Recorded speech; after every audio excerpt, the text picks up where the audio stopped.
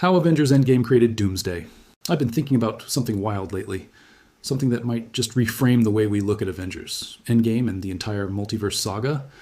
What if Captain America's so-called happy ending wasn't just a quiet retirement, but the actual spark that created the biggest Marvel disaster yet? What if Steve Rogers, in choosing to live a peaceful life with Peggy Carter, ended up triggering what I'm calling Marvel's version of Doomsday? And here's where it gets even crazier. What if Dr. Doom himself is actually Tony Stark? Reborn, broken, and reshaped into the most dangerous villain the MCU has ever seen. Welcome back to Hollywood Latest News. I'm Luke Harrison, and today I'm diving deep into a theory that connects Endgame's bittersweet ending to the rise of Dr. Doom, the collapse of the multiverse, and why this could make the multiverse saga even more epic than anything we've seen before. If you're a Marvel fan who loves connecting the dots and imagining the bigger picture, this breakdown is for you. Let's get into it. So let's start with the basics. In Avengers Endgame, the Avengers break every possible law of physics to travel through time, collect the Infinity Stones, and undo the snap. The TVA, in Loki, later tells us that this mission was supposed to happen. It was written into the sacred timeline. So, on the surface, everything the Avengers did was justified and safe. Until Steve Rogers decided to do something entirely different. Instead of returning to the present after putting the stones back, he stayed behind. He chose to live out a life with Peggy Carter. Now, on paper, that sounds sweet. It's the ending Steve deserved after years of sacrifice. But if you think about what this actually means for the timeline, it's catastrophic. See, Steve didn't just settle down in the past. By doing so, he essentially rewrote history. He removed himself from events where his presence would have mattered. He could have stopped Hydra's infiltration of SHIELD earlier. He could have reshaped political events, technology, even wars. And the ripple effect of that is massive. Think about it. If Hydra doesn't rise in the same way, then Tony Stark never becomes Iron Man. Without that chain of events, the Avengers might not even form at all. And if the Avengers never form, then so many of the pivotal battles we saw, the Chitauri invasion, Ultron's rise, even Thanos' snap, play out in completely different ways, if they even happen at all. This is where the theory gets dark.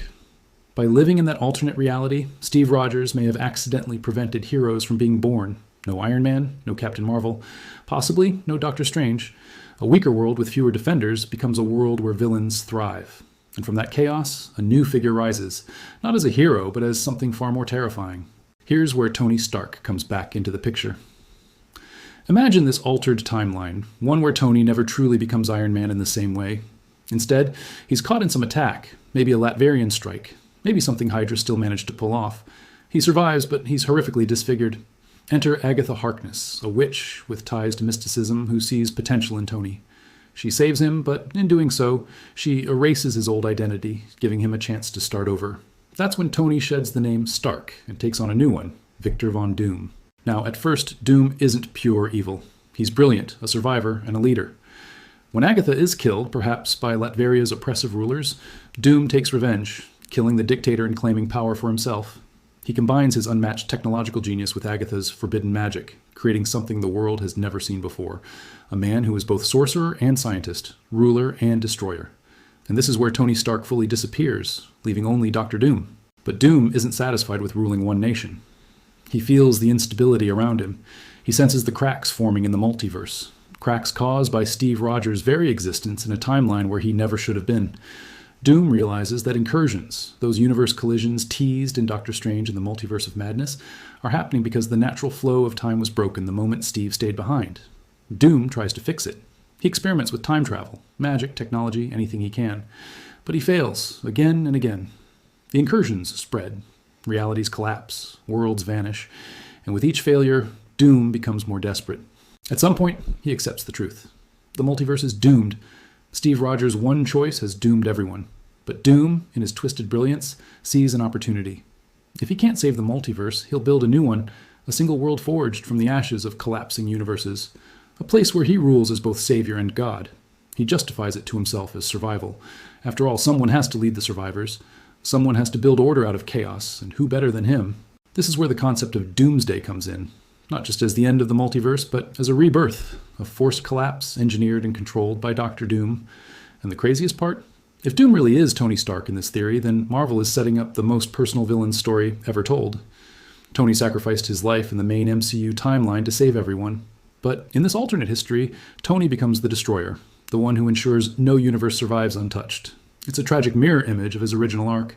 Now, think about how epic this could be for the multiverse saga. Kang is already a huge threat, but Doom is the ultimate mastermind, someone who understands both technology and magic, who knows the Avengers better than anyone because he once was one of them. That's next-level storytelling. It turns Endgame from a conclusion into the start of a bigger disaster. Steve's peaceful retirement isn't just bittersweet, it's the butterfly effect that creates the MCU's darkest timeline. And honestly, I love the poetic irony of this. Steve Rogers wanted peace. He wanted to finally live for himself. But in doing so, he denied the world its future heroes. He set the stage for Tony Stark, his closest ally and sometimes rival, to transform into something unrecognizable. A man who once saved the universe becomes the architect of its downfall. That's storytelling that feels Shakespearean in its tragedy, and it fits perfectly with Marvel's love for blending myth with modern superhero drama. So when we eventually see Doctor Doom enter the MCU, I can't help but wonder if Marvel will play with this idea. Maybe Doom isn't just another new character. Maybe he's a broken reflection of someone we already knew, someone whose fate was rewritten because of one single choice made back in Endgame. That would make the multiverse saga not just about universes colliding, but about responsibility, consequence, and the way even heroes can create villains without ever realizing it. That's my breakdown of how Avengers Endgame may have secretly created Doomsday and set the stage for Doctor Doom's rise. But I want to know what you think. Does this theory make sense to you? Do you think Doom as Tony Stark is too wild?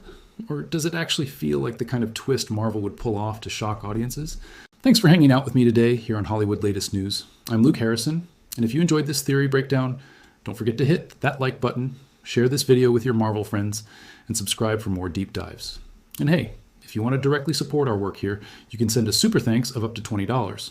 It goes a long way to keeping the channel alive and bringing you more content. Until next time, keep looking for the details Marvel hides in plain sight, because sometimes the smallest choices lead to the biggest consequences.